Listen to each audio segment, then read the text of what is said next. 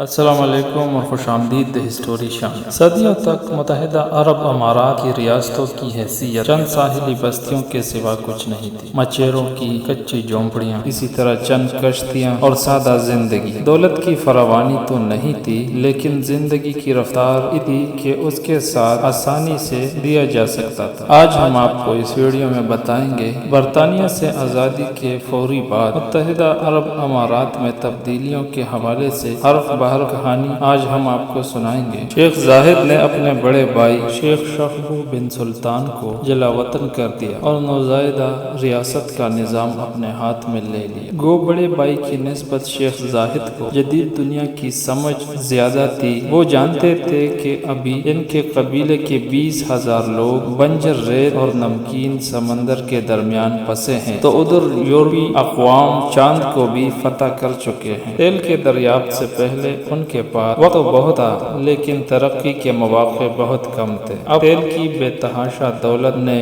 مواقع تو بہت پیدا کر دیے، لیکن وقت بہت کم تھا۔ متحدہ عرب امارات کے ساتوں ریاستوں نے ہزاروں سال غربت کی زندگی صحراؤں میں گزار۔ 20ویں صدی میں دنیا میں بڑی تیزی سے ترقی کی تھی، لیکن عرب اس ترقی کو صرف حسرت بری نگاہوں سے دیکھ سکتے تھے۔ اسے حاصل کرنا بس کی بات نہیں تھی۔ شیخ شخبود اور ان کے وفد کے دورہ یورپ کی تصاویر ان کے چہروں پر پہلی حیرت ساری کہانی سناتی ہے۔ اردو میں کہتے ہیں کہ دولت چپڑ پار کر ملتی ہے، لیکن عربوں کو دولت چپڑ پار کر نہیں ملی تھی، بلکہ زمین پار کر ملی تھی۔ اور دولت کی اس فراوانی کے ساتھ ترقی یافتہ دنیا سے ہر قسم کا سامان دبئی اور ابوظہبی کے ساحلوں پر اترنے لگا۔ T V, fridge, air condition, گاڑیاں اور یورپی رہن سہن کے تمام اشیاء، یہ ریتیلے ساحل میں مچھواروں کی چوٹیوں کشتیوں کے لیے تو کافی تھا، لیکن اب تو بڑے بڑے بحری جہازوں کا آنا جانا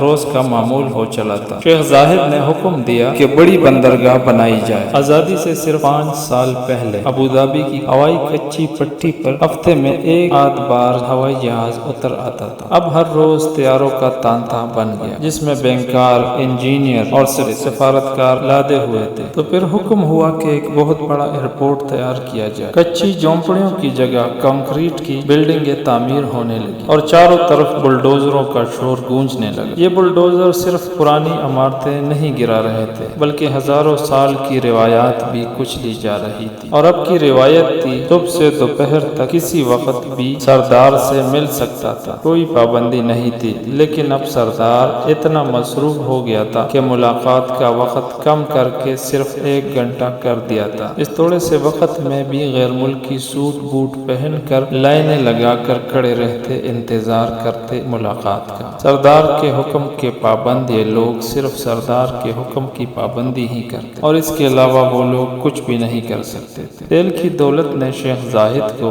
اتنا امیر بنا دیا تھا کہ وہ متحدہ عرب امارات کے سارے قبیلوں کے ہر مرد، عورت اور بچوں کو ہر سال $5,000 دے سکتے تھے۔ لیکن ہوش بندی کا تقاضا تھا کہ خالی پیٹ کو یکدم اتنا زیادہ نہ بھرا جائے کہ بدہضمی ہی ہو جائے۔ ایک طرف بڑی بڑی عمارتیں بن رہی تھی، تو دوسری طرف ابوظہبی کے بازاروں میں اب بھی مفلس اماراتی بھیک مانگتے دکھائی دے رہے تھے۔ کچھ لوگ ایسے بھی تھے کہ جو اپنی وفاداری اور سردار سے قربت کے صلے میں تیل کی معمولی دولت سے اپنا وافر حصہ حاصل کرنے میں کامیاب تھے۔ ابھی سڑکیں بنی نہیں تھی تو کیا ہوا، چلانے کو تو گاڑیاں تھی، چلاؤ۔ بازار میں رش بڑھنے لگا تو نئے بازار بننے کے حکم دے دیے گئے۔ پلاننگ میں 2 مہینے لگے، لیکن اس منصوبے کو رد کرنے کے لیے شیخ زاہد کے صرف 2 لمحے ہی کافی تھے۔ ایسا بالکل بھی نہیں تھا کہ شیخ زاہد ساری دولت اکیلے ہی سمیٹنا چاہتے تھے۔ انہوں نے اس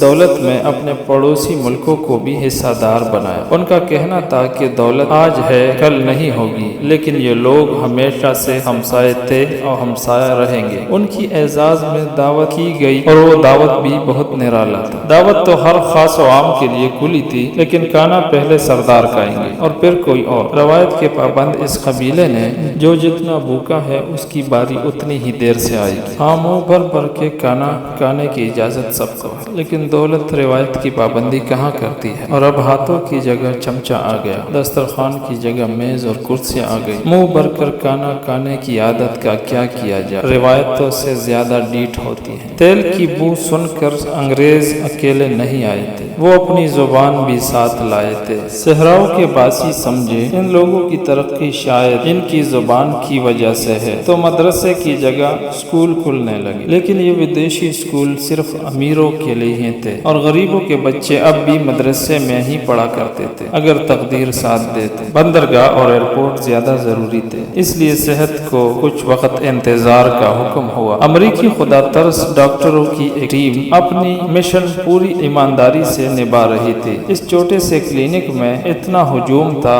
کہ تیماردار بھی بیمار ہو جائے۔ ان غریب صحرائیوں کے لیے یہ بھی ایک غنیمت تھی۔ انہیں بس صرف اتنا پتا تھا کہ ہر وہ شخص ڈاکٹر ہے کہ جس کے ہاتھ میں سرنج ہو۔ چند لمحوں میں شیخ زاہد سردار سے ایڈمنسٹریٹر بن گئے تھے۔ اسی طرح ذمہ داریاں بڑھ گئی۔ ان کی سرتوڑ کوشش تھی کہ ہر اماراتی کو تیل کی دولت سے برابر حصہ ملے۔ صرف بڑے دفاتر ہی نہیں بلکہ بڑے اسکول اور اسپتال بھی بنے، لیکن اپنی ازلی فطرت سے مجبور گورے اکاؤنٹنٹ انہیں دھوکہ دے رہے تھے۔ شیخ زاہد تب بھلے انگریزی نہیں سمجھتے تھے، لیکن یہ اچھی طرح جانتے تھے کہ کھیل کیا چل رہا تھا۔ پھر شیخ زاہد کی ملاقات ذوالفقار علی بھٹو سے ہوئی۔ اب گوروں کو لینے کے دینے پڑ گئے۔ ہوا کیا اگلی ویڈیو میں انشاءاللہ ہم بتائیں گے۔ ویڈیو پسند آنے کی صورت میں لائک کریں، شیئر کریں، کمنٹ کریں، سبسکرائب کریں۔ شکریہ۔